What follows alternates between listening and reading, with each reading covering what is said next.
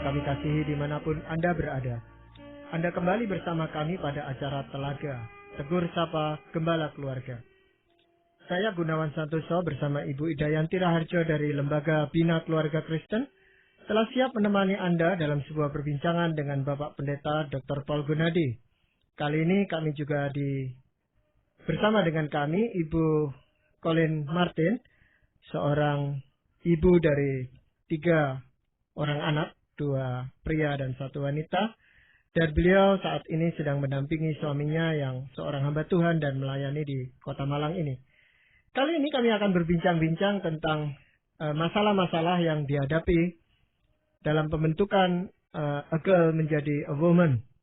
Kami percaya acara ini pasti sangat bermanfaat bagi kita sekalian dan dari studio kami mengucapkan selamat mengikuti. Pak Paul, beberapa waktu yang lalu kita membicarakan tentang masalah-masalah atau keadaan yang spesifik di dalam membesarkan seorang anak wanita. Memang ada banyak orang yang berkata dikaruniai anak laki atau perempuan itu sama saja. Tapi saya rasa di dalam hal membesarkan anak ini, yang pria dan wanita, itu tentu punya masalah-masalah tersendiri, Pak Paul. Nah, Pak Paul juga punya anak wanita, jadi tentu masalah-masalah apa sebenarnya yang seringkali dihadapi oleh orang tua, Pak? Yang umum sekali difokuskan adalah masalah dengan teman-teman pria. Tapi saya kira orang tua perlu menyadari bahwa masalah dengan pria adalah satu dari sejumlah masalah lainnya. Kalau tidak hati-hati, kita terlalu akhirnya menitik beratkan pada pria. Berhati-hatilah pada pria, pilihlah pria yang baik dan sebagainya. Sedangkan dalam hidup ini kita sadari ada sejumlah hal-hal lain yang perlu juga diketahui oleh anak wanita kita. Nah, tugas kita lah orang tua untuk melengkapi anak-anak wanita kita untuk bisa bertumbuh besar menjadi wanita dewasa yang bijaksana. Nah, untuk itulah pada hari ini kita mengundang seorang ibu yang bernama Ibu Colin Martin yang kebetulan anak wanitanya sudah remaja. Mungkin boleh langsung saja saya bertanya-tanya kepada Ibu Colin Martin. Yang kita tanyakan sudah tentu akan sedikit tumpang tindih dengan yang telah kita bicarakan pada waktu yang lampau. Bisa Ibu coba jelaskan lagi, Bu, ya? Kira-kira prinsip apa yang harus diberikan kepada anak-anak wanita kita dalam bergaul dengan teman-teman prianya? Kami di rumah ada beberapa peraturan, tapi salah satunya yang kami tekankan, walaupun tidak terlalu tegas, tapi kami tidak izinkan laki-laki di dalam kamar anak kami. Kami tidak izinkan anak laki-laki di rumah kami tanpa ada orang tua juga. Karena bisa menjadi sesuatu tanpa mungkin mereka memikirkan sesuatu dulu, tapi untuk mencegah masalah itu satu peraturan yang sangat menolong. Bagaimana kalau dia berkata, Ma, saya ingin pergi dengan, dia sebut teman prianya, dan anak ibu saya tahu ya baru berusia 15 tahun. Apakah ibu akan mengizinkan? Belum. Kecuali sama beberapa teman lain. Baru minggu lalu kami bicarakan itu dan anak bilang, oh mami kami sudah mau dating, dan yang laki-laki yang 17 tahun kami bilang, well, ya kalau ada yang cocok dan macam-macam. Tapi untuk anak perempuan kami bilang belum, kecuali dengan kelompok besar dan di tempat aman. Apa alasannya jangan dulu sebelum usia-usia tertentu itu? Well, kami bicara kepada mereka, ada dulu sebelum kami terlalu tahu mengenai membesarkan remaja, bilang waktu mereka 16 tahun, mereka boleh mulai dating satu laki-laki, satu perempuan. Tapi sudah mungkin berhikmat, mudah-mudahan kami sekarang bilang, kita lihat kedewasaan mereka.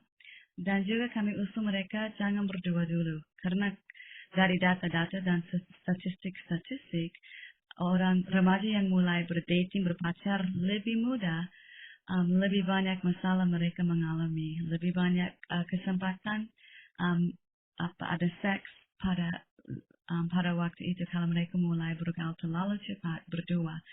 Dan juga untuk menjaga mereka, kami menjelaskan itu karena kami mengasihi Anda. Jadi pacaran terlalu dini membuka peluang terjadinya kontak seksual yang lebih pagi ya, yang terlalu prematur. Saya setuju dengan Ibu Colin, Pak Gunawan, dan Ibu Ida. Di rumah kami pun ya, kami jauh-jauh hari sudah menegaskan bahwa mereka tidak boleh berpacaran sampai setelah lulus SMA.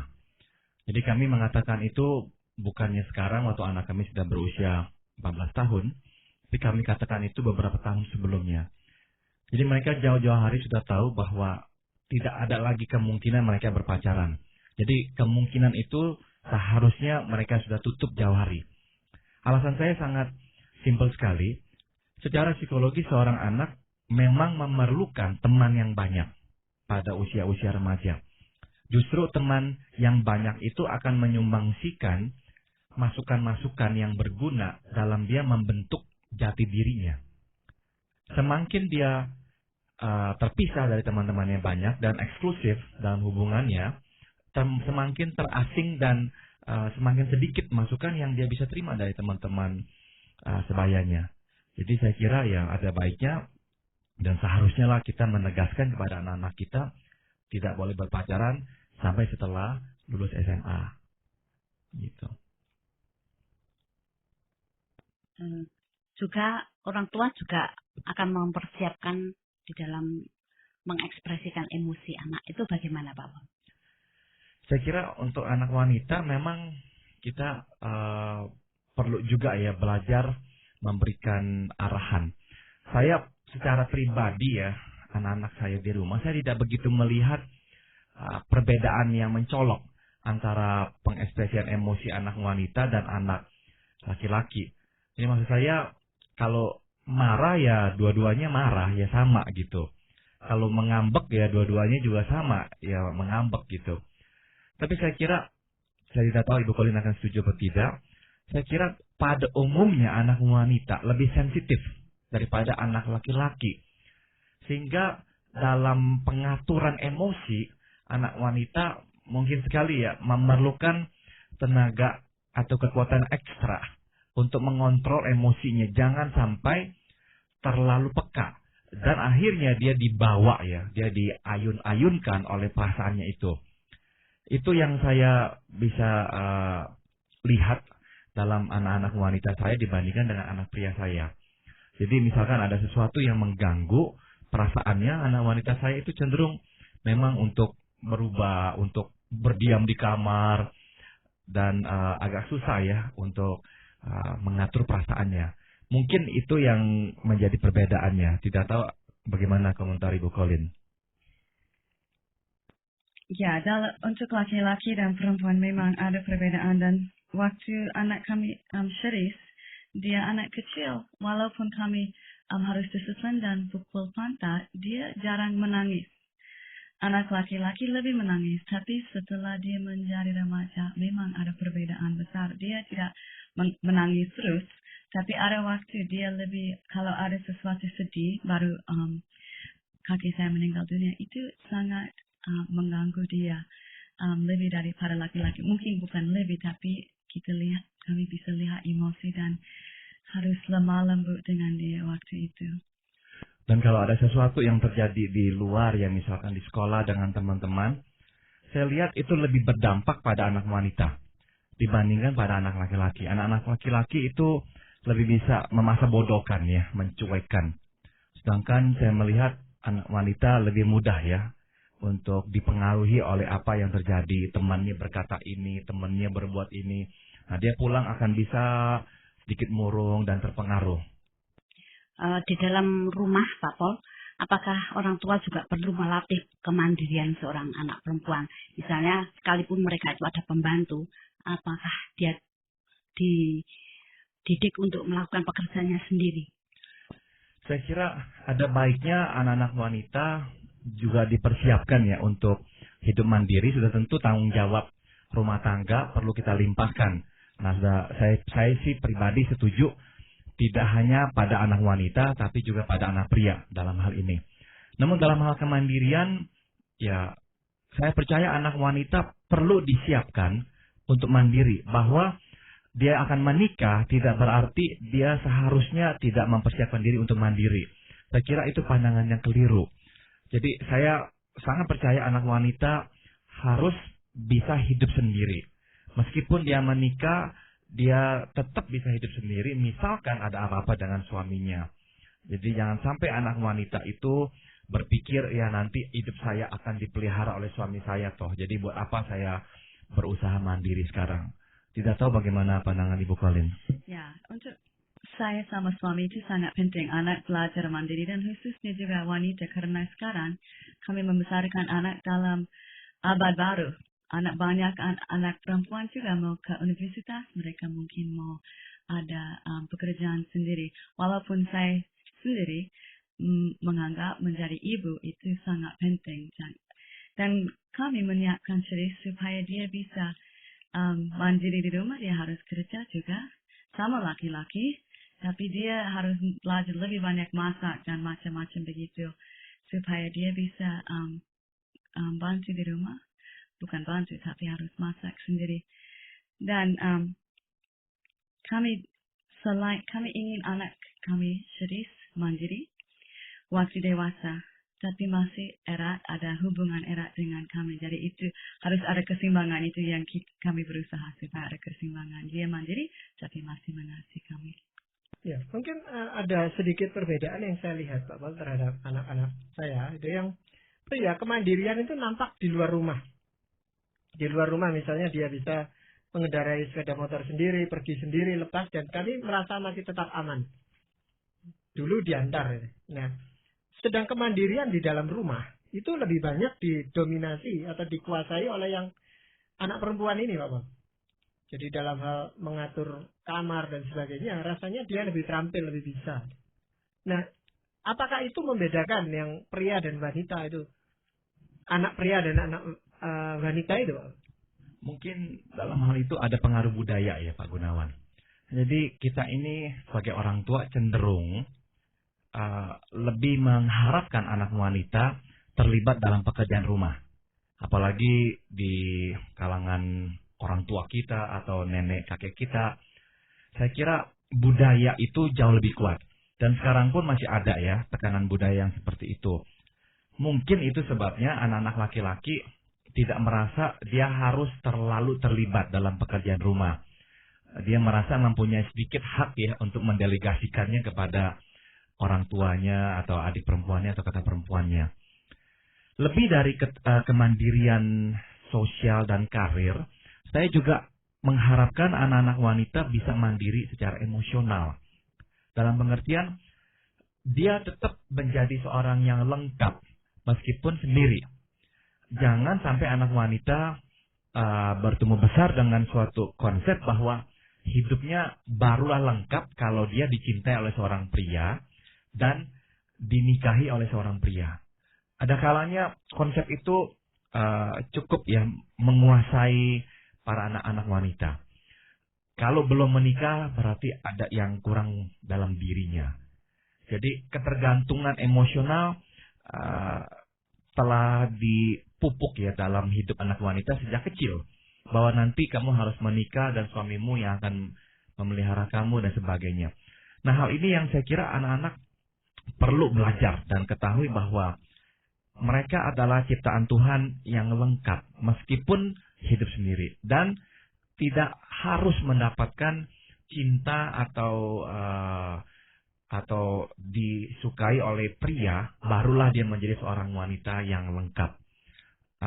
Ini saya coba tekankan ya. Kalau Ibu Colin sendiri bagaimana tentang hal ini? Ya, saya setuju. Dan sebetulnya tadi saya memikirkan, kalau kita mau wanita yang dewasa, full dewasa, bukan cuma mereka lulus dari SMA dan pergi masuk universitas dan macam-macam. Mereka harus tahu siapa diri. Dan mereka lengkap, sudah lengkap. Dan saya sangat setuju dengan apa yang Pak Paul katakan. Ya sebab ada kecenderungan kalau seorang wanita terlalu bergantung, itu bukannya menjadi daya tarik baginya. Justru itu menjadi kelemahan baginya. Kelemahan dalam pengertian pria sebetulnya pria menghargai wanita yang mandiri. Justru wanita yang terlalu bergantung pada akhirnya kurang dihormati oleh pria. Memang pada awal-awalnya pria akan senang dengan wanita yang kolokan, yang manja. Tapi saya kok yakin ya, kemanjaan itu hanya mempunyai daya tarik pada masa berpacaran. Setelah menikah, kalau wanitanya terus manja dan kolokan, semua harus disediakan oleh prianya, sifat tersebut tidak lagi menjadi daya tarik, justru menjadi hal yang mengganggu si pria. Kedua, kenapa saya kira perlu wanita diajar untuk mandiri secara emosional? Sebab dia membuka peluang untuk dimanfaatkan. Tatkala seorang pria melihat dia adalah wanita yang begitu membutuhkan pria. Jadi mudah sekali dimasuki oleh pria yang bermaksud buruk dan akhirnya memanfaatkan serta merusakkan hidupnya. Jadi saya kira sejak kecil atau sejak usia remaja penting ya bagi seorang ibu dan ayah menanamkan konsep ini kepada mereka. Engkau seorang yang lengkap. Engkau memerlukan pria sama seperti pria memerlukan engkau. Tapi engkau tetap adalah seorang yang matang dan lengkap. Meskipun kalau misalnya nanti engkau sendirian tanpa pria. Begitu. Iya, tetapi ada yang orang tua yang berpandangan kalau wanita terlalu dominan itu menyalahi kodratnya sebagai wanita. Saya kira itu ketakutan dan dilema wanita yang harus saya akui sebetulnya ditimpakan pada wanita secara tidak adil ya. Wanita merasakan keterjepitan ya antara mandiri dan dituduh dominan. Kalau dia terlalu mandiri dikatakan dia dominan, sedangkan di kalangan pria, anak pria yang mandiri itu dianggap sebagai suatu karakteristik yang baik. Dan dominan pada pria justru dianggap sesuatu yang juga baik. Tapi kan sebetulnya dua hal itu tidak harus sama. Ya, tidak harus dalam satu paket yang sama. Di sini saya juga ya harus bersimpatik dengan wanita ya. Sebab karena dia ingin mandiri, dia dituduh dominan. Kalau dia terlalu bergantung, dituduh seperti lintah. Menempel terus pada pria. Jadi wanita benar-benar diharapkan mempunyai peranan yang sempurna dan pas sekali. Tidak terlalu dominan, tidak terlalu lemah. Barulah dia menjadi wanita yang pas. Ibu Ida ketawa. Kenapa Ibu Ida? Itu memang sangat sulit. Biasanya kalau anak wanita itu mandiri menjadi dominan, Pak. Dituduhnya begitu Bu ya. Iya. Padahal kan tidak harus begitu ya. Bagaimana pandangan Ibu Colin? Saya suka waktu laki-laki bisa terima wanita yang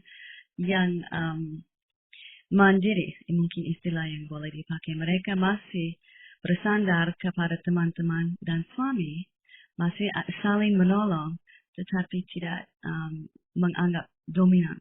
Tapi diterima oleh itu.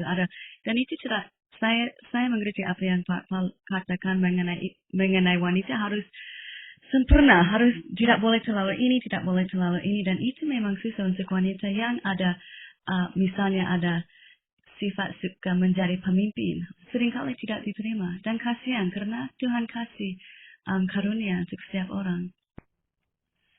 Jadi mungkin seorang ibu, terutama ya di sini seorang ibu, perlu memberikan lebih banyak petuah kepada anak wanita. Bukan melarang anak wanita menjadi mandiri, tapi mengajarkan anak wanita bagaimana menempatkan diri. Menempatkan diri terutama dengan pria. Jadi maksudnya begini, pada umumnya pria senang ya jika pendapatnya didengarkan terlebih dahulu. Pria tidak terlalu berkeberatan dengan argumentasi, perdebatan yang rasional, yang mempunyai landasan-landasan buktinya ya. Namun pria pada umumnya berkeberatan dengan wanita yang belum apa-apa sudah mengedepankan pandangannya. Tanpa wanita itu memberikan kesempatan kepada si pria untuk mengutarakan pikirannya. Jadi dalam hal ini si ibu bisa mengajarkan kepada anak wanita bahwa jika engkau nanti menikah dengan suamimu, dalam proses pengambilan keputusan, mintalah pandangan suamimu terlebih dahulu dan dengarkan pandangannya. sebaik mungkin. Setelah itu barulah berikan pandanganmu. Nah, jadi di sini saya kira kita tidak usah membuat si wanita itu bergantung, tapi kita juga bisa membuat dia mandiri yang pas. Mandiri yang pas. Sehingga bisa diterima pula oleh suaminya. Karena kalau tidak, kita juga bisa menciptakan anak wanita kita menjadi wanita yang susah diterima di mana-mana. Sebab sekali dia berpikir apa, langsung dia lontarkan. Dia merasakan apa, dia langsung lontarkan. Nah, pada umumnya pria berkeberatan bersama dengan wanita yang terlalu ekspresif dengan ide-idenya dan kurang memberi kesempatan kepada pria untuk mengutarakan pikirannya. Nah, hal ini memang bukan soal benar salah, tapi itulah kenyataan dalam kehidupan sosial kita. Jadi kita perlu mempersiapkan anak wanita kita pula agar bisa hidup dan diterima dalam masyarakat. Bagaimana pandangan Ibu Colin? Tadi saya bilang mandiri dan saya bermaksud itu satu hal yang positif. Bukan mandiri dari laki-laki atau suami, tapi ada keseimbangan. Dan saya perhatikan ada, kalau wanita pakai kesopanan dan tidak terlalu paksa diri ide-ide, mereka dengar dulu, itu sangat menolong laki-laki karena memang kita beda. Dan saya perhatikan mengenai hal-hal membesarkan anak atau membentuk a girl menjadi a woman, kita sebagai kami yang ibu, kita yang ibu-ibu harus menjadi teladan terhadap anak-anak supaya mereka belajar bagaimana bergaul dengan laki-laki, bagaimana bergaul dengan suami. Itu sangat penting. Dan mereka bisa menjadi, bisa belajar. Dan itu tidak mudah. Saya ingat waktu saya hamil dengan anak pertama, saya sadar, aduh, anak ini akan menjadi seperti saya. Oh Tuhan, tolong berubah saya.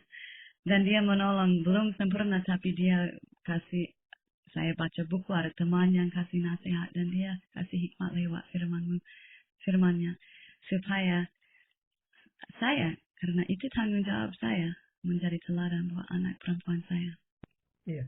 Bapak, baik anak pria maupun anak wanita itu pasti melakukan kesalahan. Cuman yang saya amati adalah rasa bersalah dari anak perempuan itu bisa berkepanjangan. Lebih daripada yang anak pria itu. Nah, itu mengatasinya bagaimana, Pak? Yang pria itu katakan mereka berkelahi, pasti dua-dua salah. Tapi yang pria itu sudah menganggap tidak ada apa-apa. Yang wanita ini masih terus saja.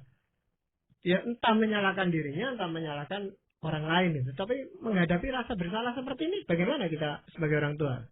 Sebelum saya jawab, saya ingin mendapatkan juga ya konfirmasi dari Ibu Colin dan juga Ibu Ida.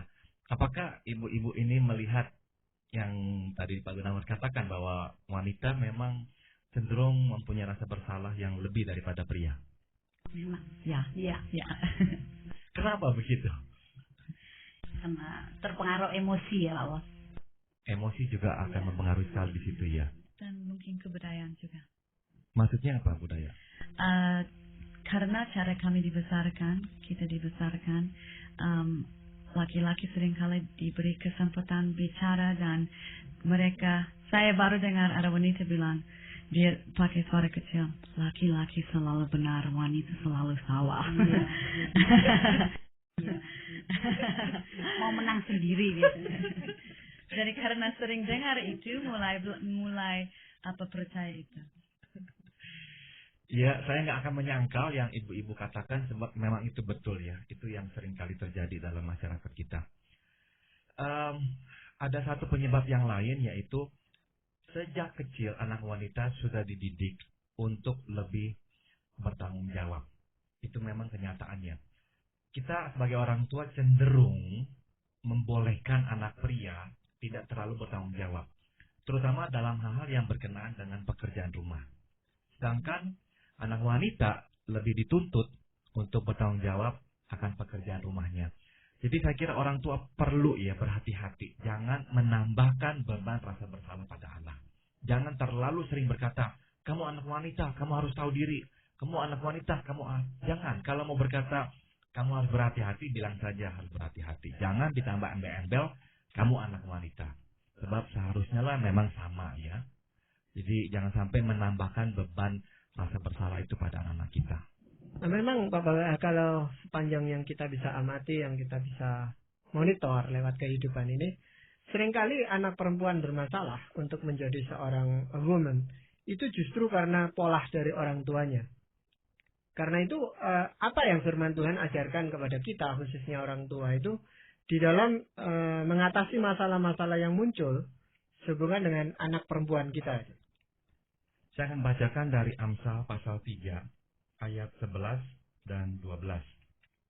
Hai anakku, janganlah engkau menolak didikan Tuhan, dan janganlah engkau bosan akan perintahnya atau peringatannya. Karena Tuhan memberi ajaran kepada yang dikasihinya, seperti seorang ayah kepada anak yang disayangi. Tadi Ibu Colin mengatakan bahwa yang penting adalah seorang ibu atau seorang ayah memberi teladan kepada anak-anaknya. Dan saya kira teladan berbicara jauh lebih banyak daripada perkataan atau instruksi-instruksi. Jadi bagaimana orang tua hidup, bagaimana dia memperlakukan satu sama lain dan juga orang-orang di luar, bagaimana dia melakukan tanggung jawabnya di rumah dan juga di luar, itu semua merupakan didikan atau ajaran yang akan diserap oleh anak-anak kita. Nah, firman Tuhan jelas meminta orang tua memberikan pengajaran-pengajaran itu kepada anak-anak. Jadi memang orang tua tidak bisa melepaskan diri dari tanggung jawab tersebut. Tapi sekali lagi, terlebih penting daripada perkataan, hiduplah yang akan lebih efektif menjadi ajaran bagi anak-anak kita. Ya. Jadi saudara-saudara pendengar, demikianlah tadi telah Anda ikuti perbincangan kami dengan Bapak Pendeta Dr. Paul Gunadi dan juga Ibu Colin Martin dalam acara Telaga, Tegur Sapa Gembala Keluarga. Kami baru saja berbincang-bincang tentang masalah-masalah dalam membentuk a girl menjadi a woman. Bagi Anda yang berminat untuk mengetahui lebih lanjut mengenai acara ini, kami persilakan Anda menghubungi kami lewat surat. Alamatkan surat Anda ke Lembaga Bina Keluarga Kristen atau LBKK, Jalan Cimanuk 58, Malang. Saran-saran, pertanyaan, serta tanggapan Anda sangat kami nantikan. Akhirnya dari studio kami ucapkan terima kasih atas perhatian Anda dan sampai jumpa pada acara Telaga yang akan datang.